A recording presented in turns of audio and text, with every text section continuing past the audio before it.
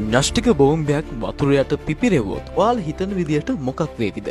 1946 දී මේ ප්‍රශ්නය ඒ විදියටම අහපු ඇමරිකාව ඇමරිකානු නාවික හමුදාවෙක් එකතු වෙලා ක්‍රොස්වර්ල්ඩ් මෙහෙයුම දියත් කරනවා. මේ මෙහෙයුම මගින් මුහුදයට න්‍යෂ්ටික බෝම්බ පුපුරවන්න තීරණය කළා වගේම එමගින් යුද නැව්වලට දෙන බලපෑම පරීක්ෂා කළ බලන්නත් තීරණය කළ තිබුණා.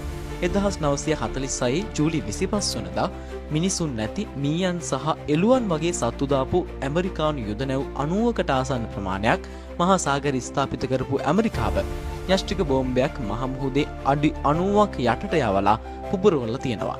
මේ පිපිරීම හිතුවටත් වඩා දරුණු විදියට දැනුණ වගේම මහා දුම්වලාවක් සහ පිපිරීම් හඬක් එක්ක මුහුදේ තිබුණු යුද නැව් විශාල ප්‍රමාණයක් කාඩ්බෝඩ් වගේ විනාශ වෙලා ගියා. හරියටම බෝම්බ පිපිරීම උඩින්ම තිබුණු නෞකාව ක්ෂණිකව අතුරුදහන් වෙනවා. විකිරණශීලී වායුව දින ගණනාවක් වායුගෝලයට සහ සාගරයට මුදා හැරුණ වගේම නැව්වල ඉඳපු සත්තු පවා නැව් පිටින්ම අතුරුදහන් වෙලා තිබුණා.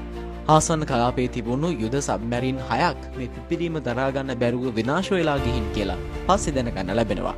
මේ පරීක්ෂණයේ තවත් කොටසක් විදියට 1947 දී චිකාලි නමින් තවත් බෝම්බයක් පුපුරවන්න හිටියත් මේ වෙච්ච දෙයින් පස්සේ මේ මෙහෙයුම නතර කළා තිබුණා.